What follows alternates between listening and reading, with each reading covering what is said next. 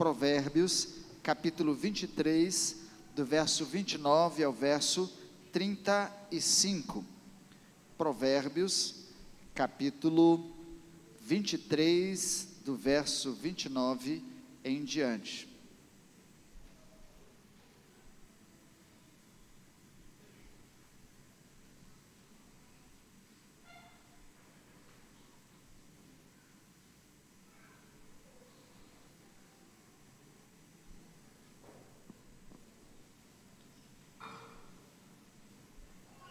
Acharam? Provérbios, capítulo 23, do verso 29 até o 35. Não feche, tá? Deixe aberta aí a sua Bíblia. A gente vai seguir o livro. Provavelmente vamos olhar o capítulo inteiro. É um capítulo interessante que traz preciosas lições para a nossa vida. Diz assim: de quem são os ais? De quem os pesares? De quem as brigas? De quem as queixas? De quem os ferimentos desnecessários? De quem os olhos vermelhos?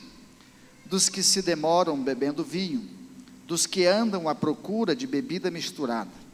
Não se deixe atrair pelo vinho quando está vermelho, quando cintila no copo e escorre suavemente.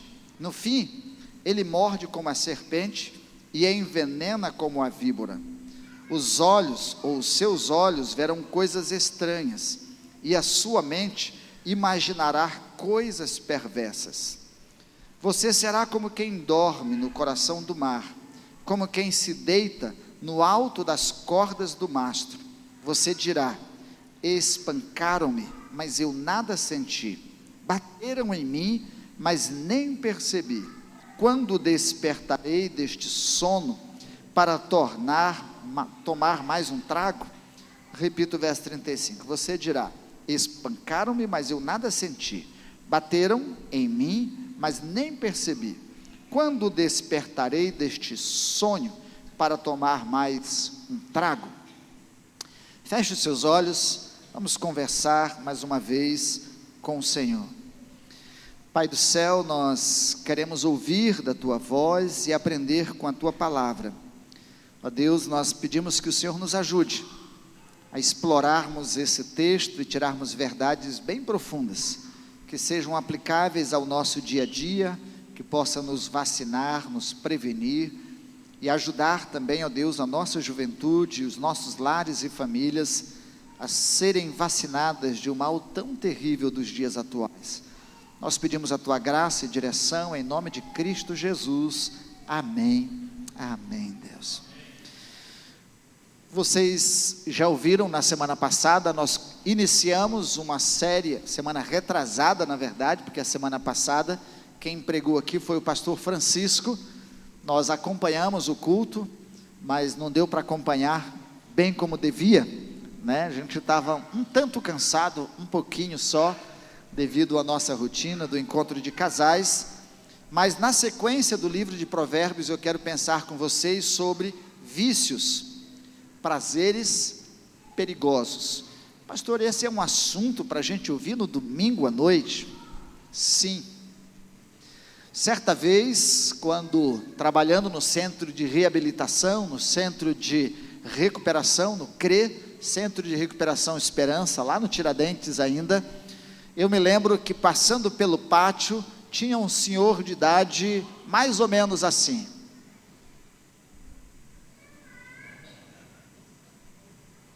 Acho que o Miguel lembra dele.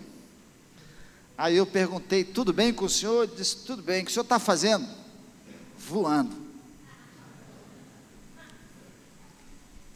Ele já estava há mais de 30 dias no centro de recuperação, dependente do álcool, mas as alucinações ainda faziam parte da sua vida. E ele ficava lá, alucinadão, pensando que ele estava voando. Passou por lá também um jovem, novo, ele devia ter no máximo uns 25 anos. Ele ia trabalhar na horta, e ele ia fazendo o canteiro, cavando o canteiro. Cavava, quando ele chegava no final, ele parava. Alguém tinha que chegar lá e dizer assim: continua de volta. Aí ele virava, cavava, Chegava no final, parava. Se chovesse naquele dia e ninguém tirasse ele de lá, ou ninguém pedisse para mudar, ele passava o dia na chuva, mas não mudava um passo. A sua mente, os seus neurônios tinham todos sido comprometidos. Ele não tinha mais a capacidade de seguir a sua vida e a sua rotina, escolher os seus pensamentos. Alguém tinha que dizer o que ele tinha que fazer, o passo a passo. Naquela época, os injetáveis eram comuns, então ele usava até água de sarjeta quando não tinha nada para injetar nas suas veias. Hoje a realidade é que os nossos juniores, não são adolescentes, as nossas crianças até o 6º ano, mais da metade delas já experimentaram substâncias ilícitas. Os dados estatísticos nos apontam que daqui a uns anos, a cada 4 pessoas, uma será dependente de uma substância. Isso é assustador. É assustador para quem tem filhos, é assustador para quem não tem filhos. Até um tempo atrás, nós mandávamos os nossos filhos para o exército, porque lá ele iria aprender a ser homem, a ter disciplina, a ter coragem, a enfrentar a vida. Mas se você conversar com jovens da atualidade, hoje é um dos lugares onde mais se inicia a vida pregressa no álcool e outras substâncias tóxicas. Até pouco tempo nós mandávamos os nossos jovens para as universidades para sua formação. Algumas das universidades, não precisa dizer só que são as públicas não, as privadas também. Mas a nossa juventude no pátio, nos bosques, nos intervalos, estão lá fumando a sua maconha, fumando o seu baseado. E a gente anda hoje, não vamos longe, no bairro do Tarumã, e nas nossas esquinas, a gente já encontra pessoas com o seu crack, com a sua pasta base, fumando na rua, normal. Plena luz do dia, ou na noite, ou em qualquer hora. O que eram alguns becos? Em 1987, a gente tinha Costa e Silva como o beco da prostituição e das drogas.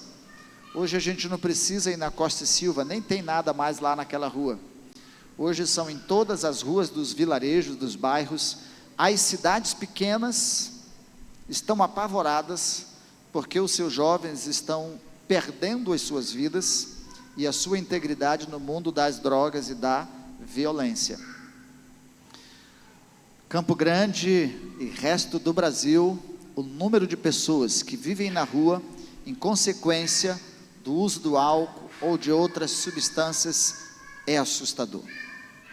A antiga rodoviária e outros lugares mais onde a gente vai é de rasgar o coração. E se a gente não fala disso em casa, se a gente não fala disso na igreja, onde é que nós vamos falar? Se a gente não alerta isso, onde é que nós vamos alertar? O livro de Provérbios vai nos trazer esse diagnóstico e nos alertar sobre o risco. Hoje a dependência não é só do álcool, não é só da nicotina, não é só dos psicotrópicos, não é só hoje os vícios, e há um tempo atrás era do baralho, era disso, hoje são das bets. Pais de famílias estão viciados em jogos, e perdem a sua renda familiar e mensal, não podendo trazer o pão de cada dia para casa, porque perdem o seu salário, o seu dinheiro, jogando no celular. E na igreja, tem gente já viciada nesse negócio, não consegue passar um dia sem fazer a sua fezinha nos jogos, e outros jogos que tem mais no celular, que são extremamente viciantes. E do vício, já não se pode falar só das substâncias, como da própria tela. As nossas crianças estão viciadas em telas, tão viciadas que elas sofrem danos emocionais, mentais e sociais. Os TDAHs da vida e os transtornos de ansiedade acometem os nossos pequeninos desde cedo por causa do vício do celular, da tela. Então, quando a gente fala de vício, há um leque bem aberto. E aí eu não posso ser hipócrita, porque todas as vezes que eu vou fazer palestra ou falar sobre esses assuntos, a minha filha ou as minhas filhas, a primeira coisa que elas me dizem: papai, o senhor é viciado. Eu digo: não, Bia, eu tenho um bom hábito. Ela diz: não, o senhor é viciado em café. Se até às 3 horas da tarde eu não tomar um café, a enxaqueca chega. Para eu passar essa crise, são 3 dias de dor de cabeça e Neusaldina. Pega eu, Jesus. Né?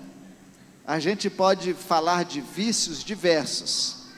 Alguns trazem danos maiores, outros danos menores, mas todo vício é pensável e deve ser avaliado à luz da realidade e da necessidade de mudança nas nossas vidas. O texto que a gente leu, e você pode voltar desde os versos primeiros, ele vai nos alertar e nos dar os passos, o que acontece com as pessoas que se dedicam, aqui no contexto do sábio Salomão, do vinho, da bebida, né, daqueles que se entregavam à bebida forte ou às bebidas misturadas. O verso 19 faz um contraste aí do capítulo 23, e se você volta atrás, faz um contraste entre uma vida saudável e uma vida que precisa dos estímulos externos para enfrentar o seu dia a dia. Uma pessoa que tem a sua vida emocional estabilizada e saudável, de alguém que precisa dos estímulos, e às vezes desses estímulos estão as bebidas fortes misturadas ou qualquer outra substância para poder lidar com o seu conflito. Se você sai hoje daqui da igreja de manhã cedo, até chegar na Avenida Marinha, eu conheço pelo menos 3 bares, 6 horas da manhã, as pessoas estão lá esperando o bar abrir, para poder tomar uma antes de começar o seu dia de trabalho.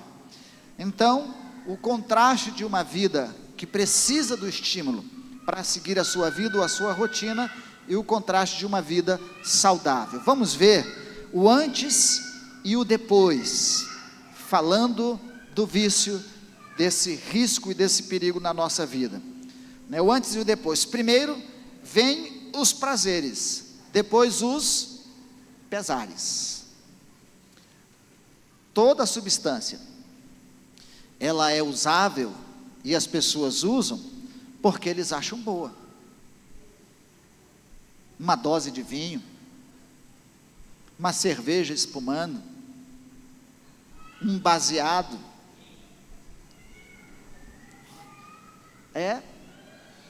tira da realidade, esquece o problema, afaga as mágoas. Então, antes o prazer, depois os pesares, as angústias da alma, consequências que são naturais do nosso afastamento de Deus, da nossa vida sem Deus, assim como as crises da vida, consequentes naturais também das nossas escolhas e da natureza do pecado na nossa vida, que nos induz à vontade da carne e dos prazeres. Elas nos levam à curiosidade e ao uso de qualquer substância que nos faça fugir da realidade, e que a priori nos traga uma sensação de bem-estar, um prazer, uma alegria, né?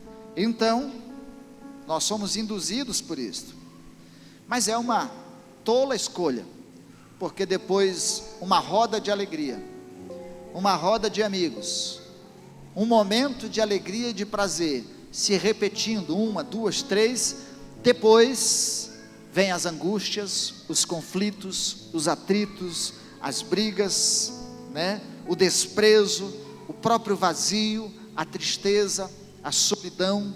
Quem que já encheu a cara e no outro dia acorda com um vazio maior ainda na sua alma.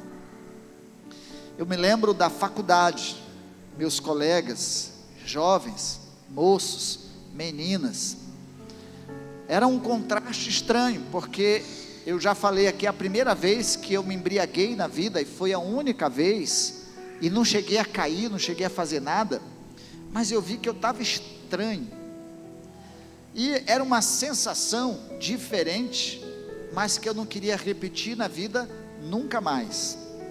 Mas os meus amigos da faculdade, eles tinham prazer de chegar na segunda-feira na faculdade e dizer: enchi a cara, tomei todas, vomitei, caí no chão, fez isso, fez aquilo, e contava aquilo com alegria e com prazer, como se fosse uma coisa boa. Mas a sensação que eu tive a primeira vez que eu fiquei embriagado não foi boa. Eu fiz coisas que eu não estava acostumado a fazer, eu tive sensações que saíam de mim, não era de mim, e eu não queria sair de mim. Até hoje eu sou uma pessoa calma e procuro me manter calmo para não ficar nervoso, para não sair de mim. Imagine eu tomar alguma coisa para sair de mim, fazer coisas que eu perdesse o controle. Então, não é agradável, não é saudável. A vontade de matar uma curiosidade ou um prazer, logo dá lugar à tristeza da alma e aos ais da vida. Se você abre a sua Bíblia em Isaías capítulo 5, verso 12, você vai encontrar exatamente os ais descritos de Isaías, não só para o homem, mas para a humanidade, que foge da vontade de Deus em busca do seu próprio prazer. Primeiro o bate-papo, depois o bate-boca. Uma vez eu saí aqui da igreja, tinha um bar na esquina ali em frente onde é a Assembleia de Deus hoje, e nós tínhamos alguns amigos que moravam aqui na frente, que eram inquilinos do seu dito. Os mais antigos da igreja vão lembrar, né? E eles iam lá para aquele bar e chapavam todas. E uma das vezes eu estou passando lá e estava aquela alegria, estavam tomando, de repente alguém levantou da mesa e aquela alegria se tornou de repente uma briga, catou o copo, fup, na cara do outro. Mas parece que eles têm assim um Matrix na vida, né? Se desviou, o copo passou, e aí já vai o aparta daqui, aparta dali.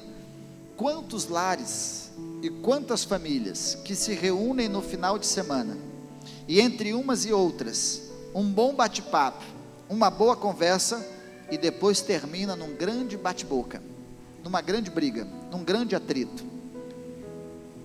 Era ou não era, Rony?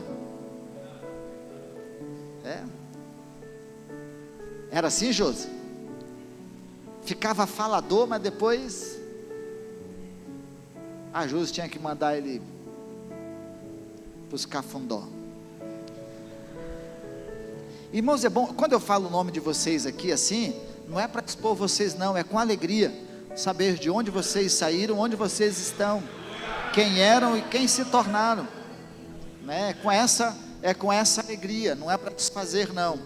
Então, as longas conversas e as insistências para usar substâncias, logo se tornam verdadeiras ofertas agora já de cobrança. Então no começo, vamos, toma uma, toma duas, eu pago, pode deixar, a primeira eu dou, precisa pagar, paga a primeira, paga a segunda, paga a terceira, a quarta você já está entregue, você já está submisso, agora você tem que comprar, e depois compra e fica devendo, e alguém vai te cobrar. Quantos jovens de 15 a 25 anos estão perdendo suas vidas pela cobrança da boca por causa de R$50 ou de R$100 de droga? Depois vem a cobrança, você vai perdendo tudo e alguém vai te cobrar, essa conta vai chegar, a conta do bar também vai chegar. A pessoa que é dependente, e aí eu costumo geralmente fazer um paralelo, as pessoas dizem assim, eu não quero ser crente porque eu vou dar dízimo, vou dar meu dinheiro na igreja, vou pagar para pastor, vou dar isso. Não acontece isso aqui na Igreja Batista Jardim Tarumã, não. Mas quanto você gastava só de cigarro? Calcule se você usava 3 carteiras de cigarro por dia e bebesse pelo menos 10 cervejas por semana. Soma isso no mês. Mais de 10% da sua renda familiar era gasta só em coisas que não era pão e não eram saudáveis, e não contribuía em nada para a vida de ninguém. O que mais se abre hoje, as pessoas dizem assim, o que mais se abre hoje nas esquinas são igrejas. Eu digo não, o que mais se abre hoje nas esquinas são conveniências, e não é para vender suco e refrigerante.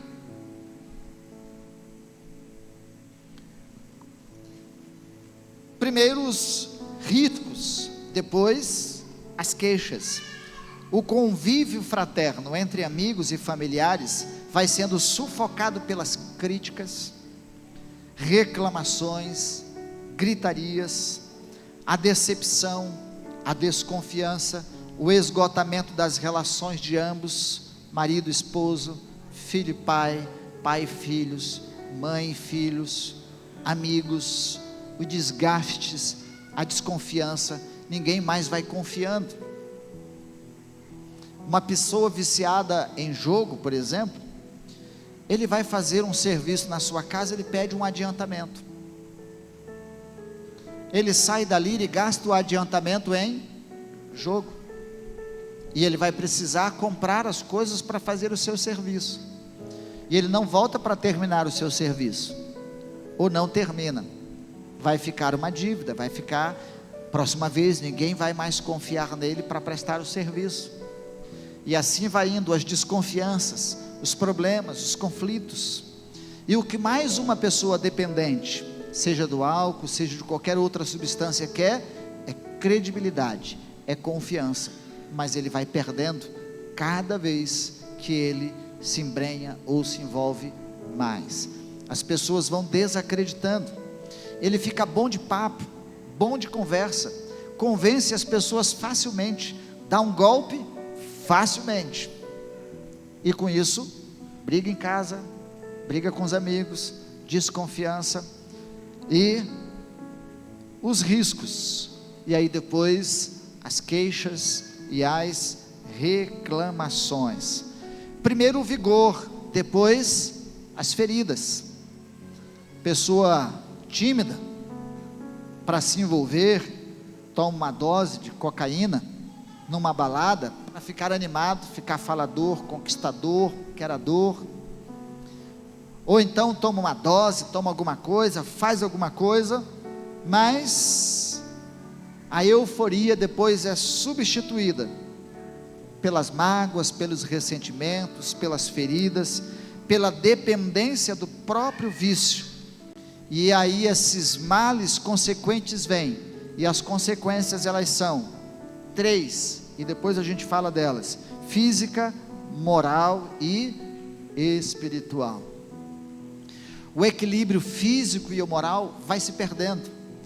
O que é vigor, o que é vitalidade no começo, vai virar doença, fraqueza, tristeza, amargura. Primeiro os olhos radiantes, depois os olhos vermelhos.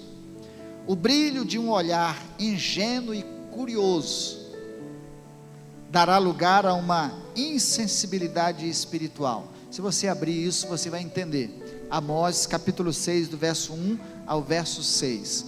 Isso porque muitas pessoas, e a gente já fala sobre o que levam as pessoas a se tornarem viciadas ou dependentes, mas aqui a gente pode ver que muitos vão se entregando por causa da curiosidade. Como é? Qual a sensação? O que eu vou sentir se eu beber? O que eu vou sentir se eu usar? Eu lembro quando eu era adolescente, criança, antes de ser adolescente, então a gente via as pessoas fumarem, e a gente queria fumar. Só que naquela época não era fácil comprar cigarro e encontrar cigarro. Então o que a gente fazia? Cigarro de palha. Pegava um pedaço de papel, enrolava e fazia um cigarro. Não tinha nada dentro, era só o papel. Ou queimava a boca ou engolia fumaça de papel queimado. Mas era terrível. Mas elas são induzidas pela curiosidade. Eu me lembro que, envolvido nessa dinâmica da curiosidade, conheci um pescador, uma família, e o seu filho via ele beber na boca da garrafa, e ele bebia e deixava a garrafa lá na rede. Quando ele saía, o filho lá e bebia. Aquele menino teve coma alcoólico, bebeu tanto que ficou caído em coma alcoólico, porque ele via o papai beber. Então, quem é pai e mãe, às vezes tem comportamentos e atitudes e uso de substância que diz assim: papai pode, você não pode. Faz o que eu mando, mas não faz o que eu faço. Muito obrigado. Então, nós não podemos despertar tanto essa curiosidade dos nossos filhos, para que eles queiram se aproveitar disso, sem saber quais são as consequências disso também. A sedução do prazer. Dos versos 30 a 31, encontramos algumas orientações que muito nos ajudam a entender esse ponto. Aí vamos, 3 fatores que pressionam as pessoas a entrarem por essa porta maléfica do vício. Primeira delas, o desejo pela aventura. O ser humano, naturalmente, é um ser aventureiro. Nem todos são, mas somos curiosos, aventureiros, e queremos experimentar coisas diferentes. Ou não querem? Eu sei que se você for numa montanha onde o povo está pulando de asa delta, você vai querer pular. Quantos aqui vão querer pular? Eu vou. Aliás, a Vívia vai. Asa delta não é o meu forte, né? A Vívia vai. Mas a gente é curioso, a gente quer coisas novas, diferentes, e que tragam sensações diferentes. Adrenalina, especialmente o jovem, o adolescente, ele é movido a adrenalina, tudo nele é visceral, ele quer ter aquelas sensações as melhores e maiores possíveis. E mesmo o adulto, ele é curioso, ele quer coisas diferentes para a sua vida, e isso não tem nada de mal, mas a gente tem que ter um certo cuidado e uma certa dose para não abusar na curiosidade e nem nas aventuras. Nesse sentido, para o cristão, o melhor é que ele escolha uma prática esportiva saudável. O ideal é que ele escolha viajar pelo Brasil ou fora do Brasil, conhecendo lugares exóticos, culturais, diferentes. Ou se quiser uma aventura um pouco maior, dedique uns dias das suas férias para uma viagem missionária, uma viagem evangelística, em um lugar diferente, e você vai experimentar coisas diferentes. Aventure-se, mas com segurança e em coisas que são saudáveis. Jovens e adolescentes, da mesma forma, a gente já chega lá em vocês. O fascínio da propaganda. Você já viu propaganda de cigarro e de bebida com gente feia e doente? Nunca vi. É sempre com gente bonita e lugar bonito e saudável. Ninguém vai fazer propaganda de cigarro numa ala de câncer de um hospital. Ninguém vai fazer propaganda de bebida alcoólica em um centro de reabilitação. Ninguém vai fazer propaganda de jogos em clínicas de recuperação de dependentes de vício, e desses vícios, os jogos. Eu conheci um senhor muito rico. Naquela época ele tinha fazendas no Rio de Janeiro, e tinha um limousine. Você sabe o que era isso? Um Landau, lindo, maravilhoso. Numa noite, ele perdeu a casa, a fazenda, e tentou recuperar a sua casa, pelo menos, na última das jogadas, e perdeu o seu Landau. Saiu de lá sem fazenda, sem casa e sem carro. Veio embora do Rio de Janeiro e veio morar em Campo Grande. Aqui conheceu Cristo Jesus, se converteu e foi um dos meus mantenedores no seminário. Se tornou aqui uma pessoa trabalhando na área da imobiliária e se tornou depois um dos meus mantenedores. Foi uma pessoa que muito nos abençoou. Quantas pessoas estão envolvidas, são engolidas pelas propagandas, e as propagandas são fascinantes. Até nas músicas a gente vê a propaganda: beber, cair, levantar. As músicas hoje, boa parte delas falam destas coisas. Os funks nem se falam, apologia ao uso de entorpecentes, né? Não necessariamente o ritmo que eu esteja condenando, mas o uso das letras nas músicas hoje muito influenciam os nossos jovens e muito influenciam os nossos adultos. Por isso a propaganda, algumas delas são objetivas, mas algumas delas são subjetivas. Algumas delas são diretas, outras são subliminares. Estão lá numa luzinha acendendo, dizendo para você consumir, não diretamente. Quando você abre a tela do seu computador, tem lá umas propagandazinhas acontecendo, e para quem é viciado em pornografia, o olho a lente cresce. Então as propagandas estão por aí a chamar jovens, adolescentes, homens, mulheres, todas as pessoas. Eu conheci pessoas que depois dos 40 anos se tornaram dependentes químicos, depois de 40 anos. Outros se tornaram dependentes do álcool já na velhice. Então não pense que nós estamos isentos e não somos passivos de nos tornarmos viciados. Basta alguém querer nos ajudar a construir a fachada da igreja e dizer assim: pastor, eu vou fazer uma fezinha, porque aí se eu ganhar, eu abençoo a igreja. E aí toda semana ele vai querer fazer uma fezinha, e se duvidar depois, todo dia ele vai querer fazer uma fezinha. O vício é terrível. O jogo e as propagandas nos induzem. O estímulo dos amigos, a necessidade de ter amigos, de ser aceito pelo grupo ou de aparecer, nos levam à sedução do vício, especialmente os jovens e adolescentes. Adolescente é tribal, adolescente gosta de fazer parte de um grupo, e dependendo dos costumes ou do hábito da tribo, ele quer ser aceito por aquele grupo, ele quer ser aceito por aqueles amigos, ele quer ser uma pessoa importante, relevante, notada no grupo. E se o grupo faz uso de substâncias, eles vão ser induzidos a fazerem parte daquele grupo, também usando substâncias. Quem é da igreja sabe quantos adolescentes nós perdemos aqui, quantos jovens nós já perdemos aqui da igreja, para a droga, para o álcool, para o vício.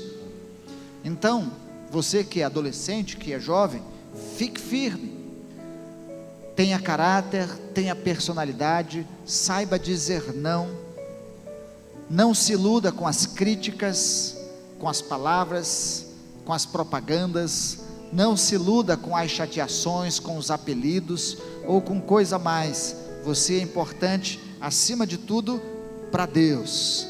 Seja como José, no livro de Gênesis, aprenda a resistir às tentações. Seja como Daniel e seus amigos, também, que aprenderam a resistir às seduções e às tentações. Fuja do vício. Quais os efeitos inevitáveis? O que começa devagar, o que começa progressivamente, que parece que não tem nenhum mal, vai trazer consequências terríveis. 32 a 35 dos versos do capítulo que a gente leu. Principalmente, e primeira delas, sequela física, diminuição da agilidade. A pessoa vai ficando lenta. Ela vai fazendo as coisas devagar. Os reflexos diminuem. Então, consequências físicas. Resistência física. O que parecia lhe dar força, depois lhe traz fraqueza, inchaço, magreza, palidez, descuidos, fica relaxado, fica sem noção das coisas, perde essa sensibilidade social.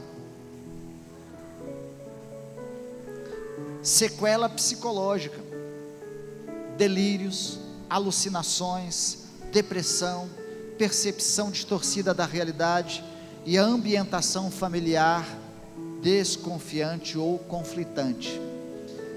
Eu atendo jovens e adolescentes, eu converso com pessoas. Hoje, o uso da maconha tem desencadeado nos jovens e adolescentes delírios e alucinações. E por isso muitos caminham na direção da depressão profunda e do suicídio, associado ao uso de entorpecentes. E não é coisa pesada, é só maconha. O que parece não ter mal nenhum e que é feito de propaganda positiva, traz danos terríveis, consequências psicológicas, sim. Sequela social, verso 34 dá-nos uma ideia de que esse marinheiro dorme nas cordas de um mastro de um barco, enquanto ele está navegando. Já pensou dormir pendurado numa corda? Perde a noção do perigo, perde a noção do risco. E as consequências para a sua vida, e também as consequências para a vida de quem está do seu lado, são terríveis. Já pensou nessas consequências? A percepção distorcida. Você já olhou uma pessoa que tomou umas a mais? Ele mira para onde ele quer ir, mas ele não chega. Eu gosto de imitar, porque meu pai era. E eu cansei de sentar na mesa da minha casa e ouvir os amigos do meu pai bêbado e chorando.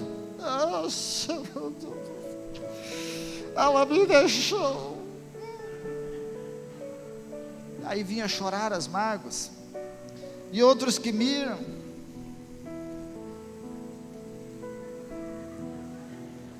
Dá uma mirada, dá uma ventada.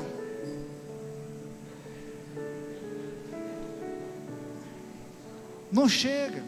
É interessante, eu sempre falo isso. Se você abre em Efésios, diz assim: que nós não devemos nos embriagar com vinho, no qual há devassidão e dissolução, mas devemos nos encher do Espírito. Por quê?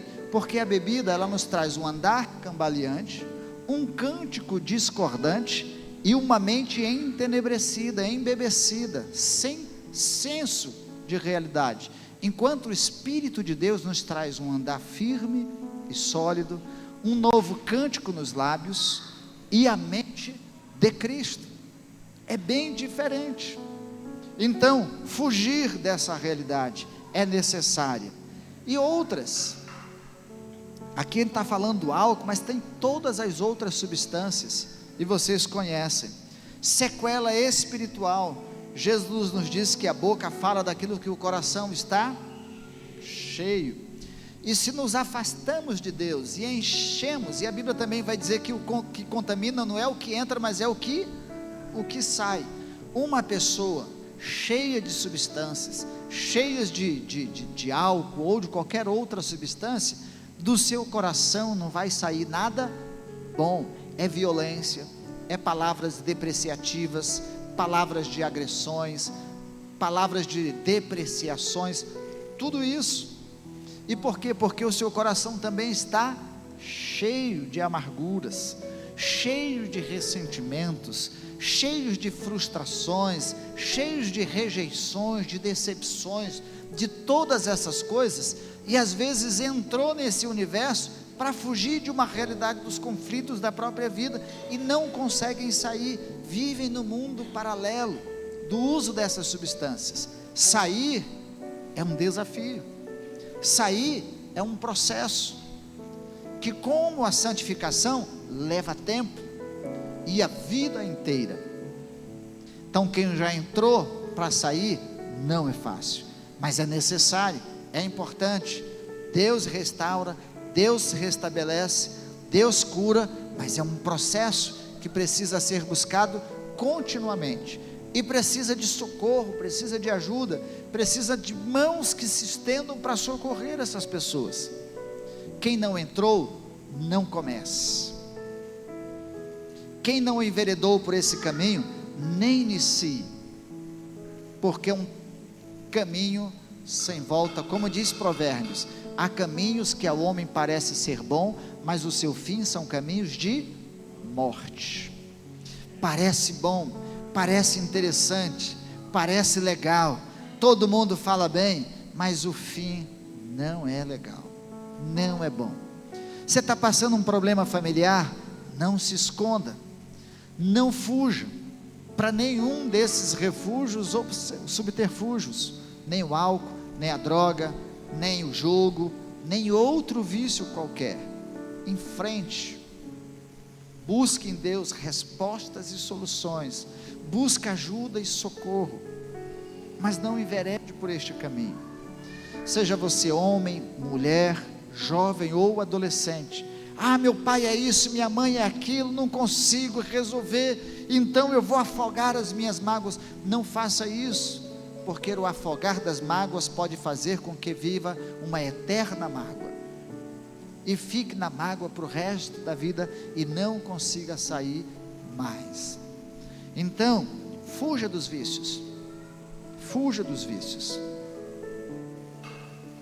É a bebida, é a maconha, é um psicotrópico, é um alucinógeno, qualquer um desses, fuja deles.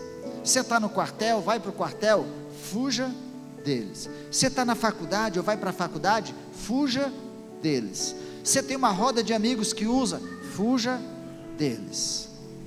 Não se envolva, não permeie esse caminho. Bem-aventurado o homem que não anda segundo o conselho dos ímpios, nem se assenta na roda dos, e nem se detém no caminho dos pecadores. Fuja dele, fuja dele.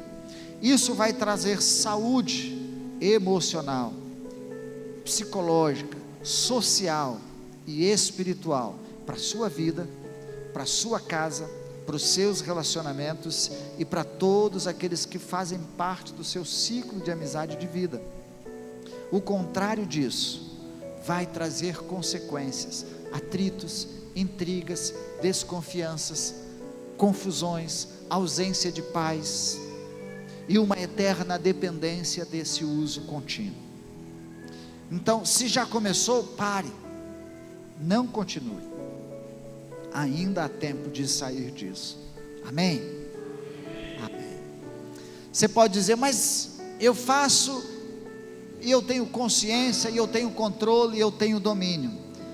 Você talvez até tenha, mas pode ser que alguém que esteja começando com você não tenha. Pode ser que alguém que você conheça esteja vendo você fazer e depois vá fazer, não tenha. A gente não quer para os outros aquilo que a gente não quer para a gente. Então vamos nos colocar em pé, vamos orar e pedir que Deus nos ajude a sermos preventivos. Pais, conversem com seus filhos abertamente, não é brigando, mas conversem abertamente sobre estas coisas. Pais, conheçam os amigos dos seus filhos e de preferência traga-os para a sua casa e converse com eles também sobre estas coisas. Isso é importante. O risco que eles correm é grande, é tamanho. O risco que nós corremos também é muito grande. Então a gente deve fugir e ajudá-los a fugir disso, prevenindo assim as nossas crianças, os nossos jovens, os nossos adolescentes, para salvar a nossa geração. e as estatísticas mudarem a sua realidade. Oremos. Pai do céu, aqui estamos diante do Senhor pedindo ajuda, socorro. Ó Deus, a realidade que nos alcança